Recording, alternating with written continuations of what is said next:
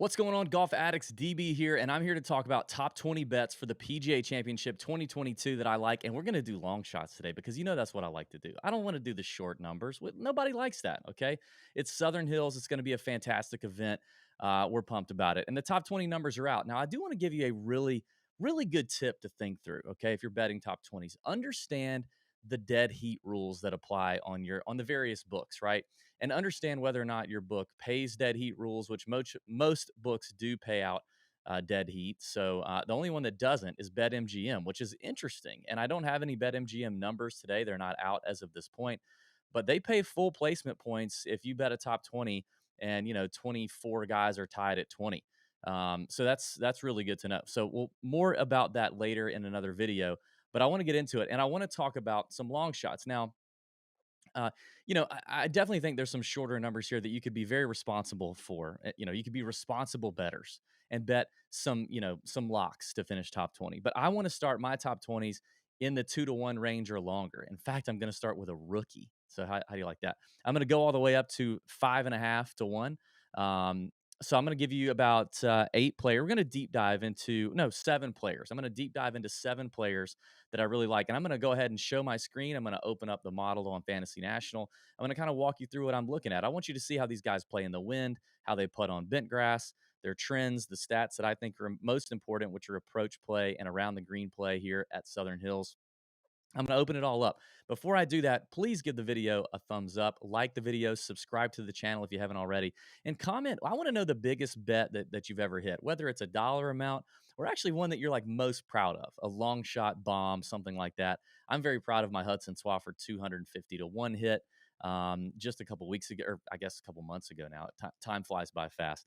Drop that in the comment. I'd love to know about it. And if you're listening on audio, please consider giving us a 5-star review on Apple Podcasts. That helps us out a ton.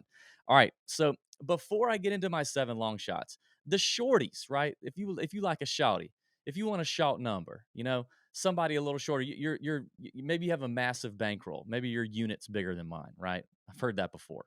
And you like to dabble in the shorter numbers. Names that are popping out to me would be Shane Lowry, Cam Smith, Will Zalatoris, Hideki, and Joaquin Neiman. Those are some names that if I were going to give you, kind of a scared money don't make money top 20 bets of the week, I would give you those. But I'm here to drop bombs, and I'm going to drop the first one on you, and it's a rookie at plus 275. I'm talking about Cameron Young. This kid has come out guns blazing, right? Um, he's damn near won 3 golf tournaments to this point in his rookie year. Grew up in the Northeast. Dad was a teaching pro, the head teaching pro at Sleepy Hollow in New York, which is an amazing club. Grew up on bent grass, very comfortable to what we're going to be putting here on Southern Hills, pure bent grass greens. And while his off the tee game and his approach game has been extremely impressive, he's a when you start digging into how well he's scrambled and how well he plays around the greens, it really makes him enticing for Southern Hills. Now, the best number you can find for him, like I said, is 275 on DraftKings. Let's open up the Fantasy National model and take a little bit deeper dive into Cameron Young. So this is an initial model that I've run. I haven't really changed percentages around a whole lot or tinkered with it a whole lot, but these are key stats I do think are important. And Cam Young checks a lot of boxes. Approach, off the tee, around the green, definitely doing well. Bogey avoidance, he's been okay at as well. Proximity at 200 yards plus, 19th in the field. Love that. And I like looking at the rolling report on Fantasy National, which shows you how they're trending long term, short term. How does it look? From approach numbers, he's definitely trended extremely well. He continues to hit the ball well on approach. And around the green, I especially love. I mean, he's one of the best players in this field around the green, seemingly. He's a rookie, so we don't have a whole lot to look at, but it seems like he's got a lot of good touch around the greens. And if we look at his Fantasy National numbers and summary here, the bent grass greens being a surface that he hasn't gained a lot of strokes on, I think is just an indicator of a small sample size. We haven't really seen Cameron Young and ShotLink data on a lot of bent grass greens so far. I'm not worried about it. The kid grew up on bent grass greens at Sleepy Hollow. I think he's going to be fine. And I think the same thing applies with windy AF conditions here on Fantasy National. Windy AF is 17 miles an hour or higher, and he probably hasn't logged a whole lot of rounds thus far with windy AF conditions. But I mean, the kid hits it pure, just absolutely flushes it. So I mean that bodes well for windy conditions. But look at the strokes gained summary and all the green that you see in every major strokes gained category. And especially recently, like gaining strokes, 12.3 strokes gained ball striking his last event out at Wells Fargo. And that's that played difficult. Like, I think this kid is going to be a good player in difficult conditions. Now, you see the Players Championship miscut. I think he was on the wrong side of the draw there, which there was a big draw advantage. You see the miscut at the Masters, but I kind of toss that out. The Masters is just one of those places where we see rookies struggle no matter how good they are. They're not all Will Zalatoris. You have guys miss the cut. It typically demands experience at Augusta National. Runner up is first time playing the Genesis, an invitational event hosted by Tiger Woods with a great field in LA. Like, the kid has chops. He really, really does. I don't think plus 275 is at all. Um, you know, I, I think it's a great number, and I think a top 20 for Cam Young is certainly possible. I mean, the field is 156 players. You got, by the time you take out the PGA professionals, the handful of old timers that won PGA championships in the past that are here, a few of the European Tour players or DP World Tour regulars. There's a lot of studs in that group, but there's also guys that look better than they are because of the field strength they play against on a week in, week out basis. Like, you take that out, and you're really looking at Cam Young logging a top 20 out of 120, maybe 125 relevant golfers. Like, this kid is very capable of knocking that out. All right, so that's the first one. That's Cam Young. All right, I want to look at another one here, working up the board. I want to talk about, I think this is one of the best values on the board, honestly. One of the best values. I was shocked to find it, and it's on FanDuel, and it's Keegan Bradley at plus 370 on FanDuel. Keegan Bradley, okay, winner of the 2011 PGA Championship. Now, I realize that was 11 years ago. That's a long time. Okay. Hasn't quite closed the door on a PGA Tour victory. We're not talking about him outright right now, although I like that number on him outright. I think it's like 100 to 1. He has 8 top 20s in major championships. 8. And obviously the dude is ball striking. His ball striking is incredible. His short game around the green is very underrated. If you look at those numbers as well, with rolling reports on Fantasy National, all that stuff, strokes gained around the green play is there. Plus 370 is quite the lengthy number for Keegan Bradley. I think he's plus 240 on DraftKings. Like, 370 is a very healthy number on FanDuel for Keegan. And I just think he's got this look in his eye, right? Like, he battled it out with Max Homa on Sunday late at TPC Potomac. He battled it out at the Players Championship. He almost took down the Players with a late Sunday charge. Like, I feel like he's been in it enough. He's a pro's pro, and everything's clicking. Like, a lot of things seem to be working for him right now, and I think a top 20 is for sure, a possibility. I actually, like I said, I like him to bet him outright too. But I think Keegan at plus 370 is a number that you have to jump on. All right. The next guy I want to talk about, I want to dig into his analytics a little bit as well on Fantasy National. And it is Alex Noren with 6 top 20s in major championships. 6. And including a top 20 in the 2020 PGA and the 2020 US Open. Alex Noren is definitely a player that we've been talking about a lot lately. He's been trending nicely. He's been playing really well. It seems like he's turned a corner in a couple facets of his game. We're used to seeing him, typically contend, one style of golf course, where now it seems like we're seeing him contend week in and week out. So it seems like there's been some changes there. So I want to share my screen and I want to look at some details on Alex Noren. Let's check it out. All right. Here's the mixed condition model for Alex Noren on Fantasy National. You can see 18th in approach. Off the tee numbers are okay. He's a good mix of distance and accuracy. Around the green, not bad either. 34th in bogey avoidance, 15th in putting, good out of the sand. Sand stains is usually not something I really care to look at all, but I did look at it over, I think, the last 100 rounds just to have a big sample size of who's typically been good out of the sand, because Southern Hills is going to present a lot of these nasty bunkers around the greens. If you miss the greens, you're going to be in short grass, chipping off of tight lies, or you're going to be in bunkers. That's just how it's going to go. Look at the rolling report for Alex Noren. Very consistent numbers, fairly consistent numbers for approach play, and long term and kind of this shorter range around the greens really good. Now, last 4 rounds, it looks bad, but 4 rounds is not really much of a sample size at all, especially when those 4 rounds included the Byron Nelson, where he hit a lot of greens. I mean, he just didn't have a lot of opportunities here, right? So if we dig into his strokes gained summary, let's first look at this. His best putting surface, bent grass. Um, so that checks that box. And look at this. Also great in the wind. Now, unlike Cam Young, we've got a big sample size for Alex Noren. He's been a pro for a long time, played in a lot of majors. So great in the wind, great on bent grass. That's his best putting surface, and just the strokes gained summary across the board for Noren, a lot of green yet again. But I mean, look at 2022 for Alex Noren: sixth place at the Waste Management, fifth at the Honda, 26th at the Players, 12th at Valspar, 12th at Byron Nelson. Like, he's just in top notch form. And like I said, 6 top 20s in major championships. So I mean, look at this. Here's his PGA Championship record. You can see that on Fantasy National. Never really struck the ball well at the PGA. Kind of saved himself with up and downs. But like I said, a 19th place finish in 2020. U.S. Open, he struggled a little bit, but recently he's got a 25th and a 17th his last few times out. The Open Championship, I'm sure he's a little more comfortable in. Look at the Open Championship record here: 11th, 6th, 17th, 9th to go along with a miscut and a 46. Like, windy conditions, Alex Noren, I love it. I think for Alex, the 4-1 number is extremely attractive, and that is on FanDuel as well, I believe. Well, actually, let me double check. No, that's on DraftKings for Alex Noren. So DraftKings has the better number there for Noren as of now. All right, let's move on to the next player I got. I've got a few more to hand out to you. The next one at plus 410, and that is on FanDuel, is Gary Woodland. And Gary Woodland drives me nuts. I talk about it all the time, talked about it on the podcast. He does drive me nuts, okay? He does. But I mean, when you start looking at Gary Woodland's performance, not, lately it's been really good. He checks a ton of boxes. I want to pull up the screen on Fantasy National, let you look at that.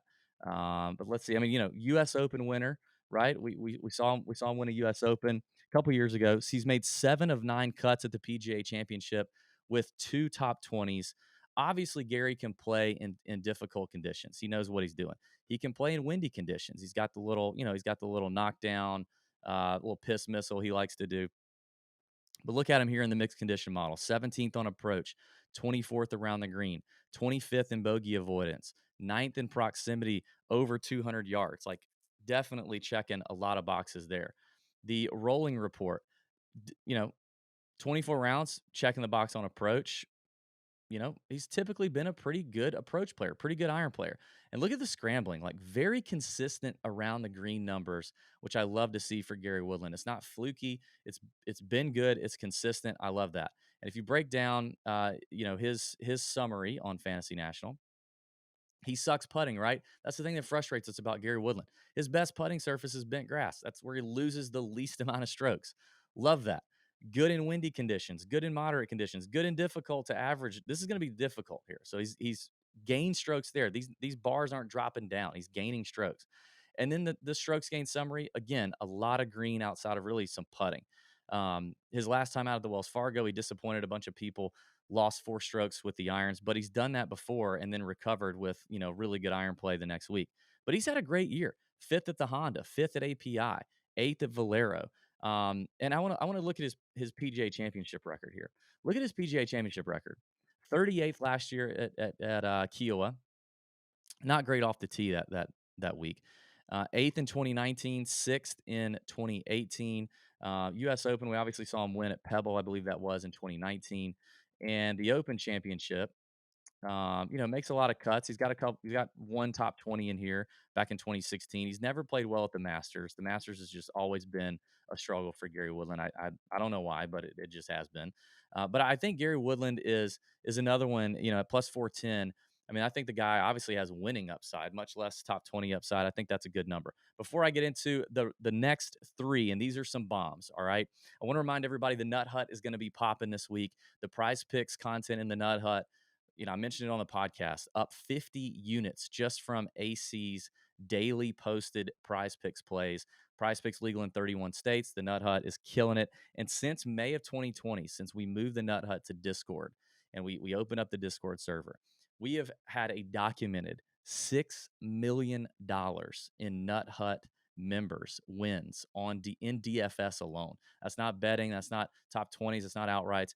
But that's screenshots shared with us from Nut Hut members over that 2-year span. We're coming up on our 2-year anniversary here in Discord.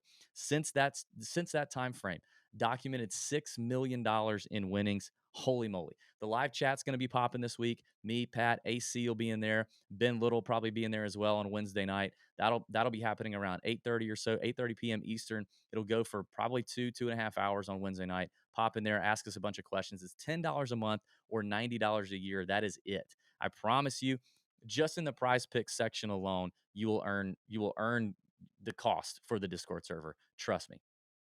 All right, let's get to the next play.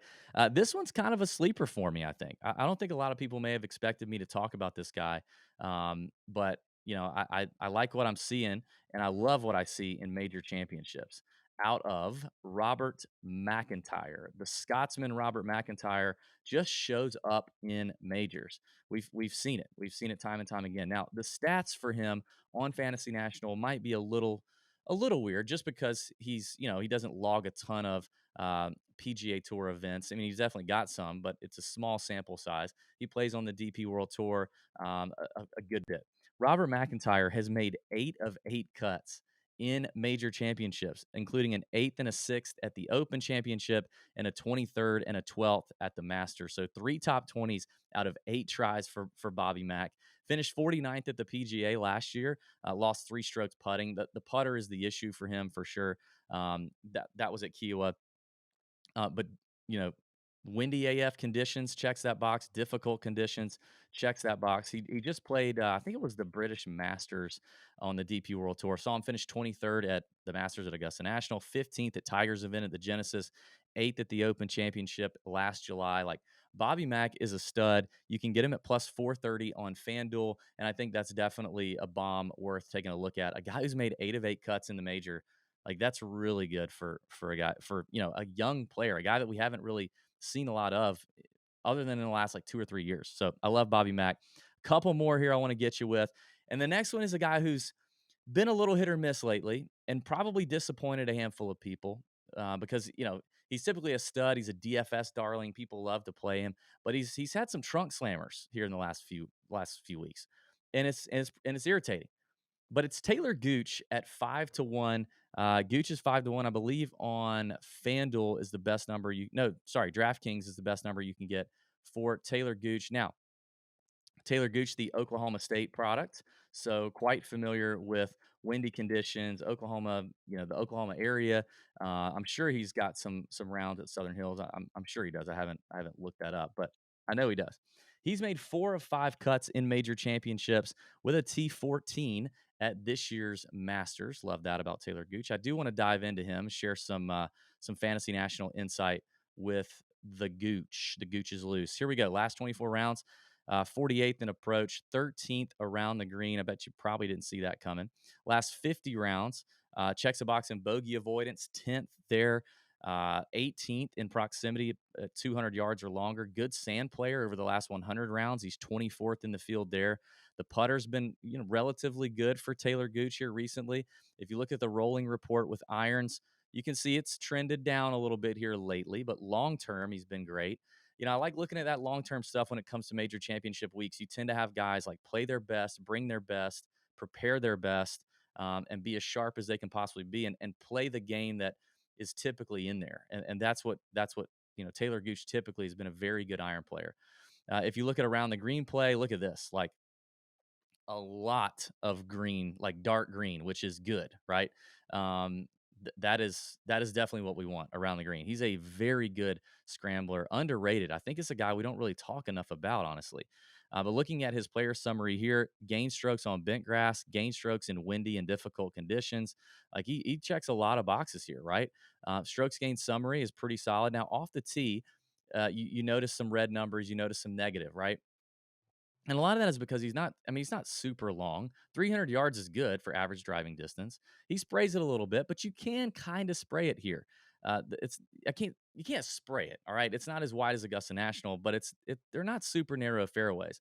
The rough's going to be 2-inch, 2.5-inch Bermuda, which can be interesting with flyer lies, stuff like that. But for the most part, I think I think he'll be fine off the tee here. I really do. I think it's going to come down to, what I'm a little concerned about is these last couple of rounds where he lost strokes with his irons. The AT&T Byron Nelson, we saw him lose 2.3 strokes just this past weekend. He had a couple bad rounds. Like, it is what it is. I think he played well at the Zurich. I think he did okay at the Zurich. He played the match play, or not match play, the team competition. But he's got upside, right? Like, this kid has real upside. Let's look at his major championship record so far. Like I said, his first Masters finished 14th. That's pretty good. The PGA Championship last year at Kiowa finished 44th. Missed the cut in his first one in 2020. And he's logged one U.S. Open back in 2017 where he made the cut, finished 66th.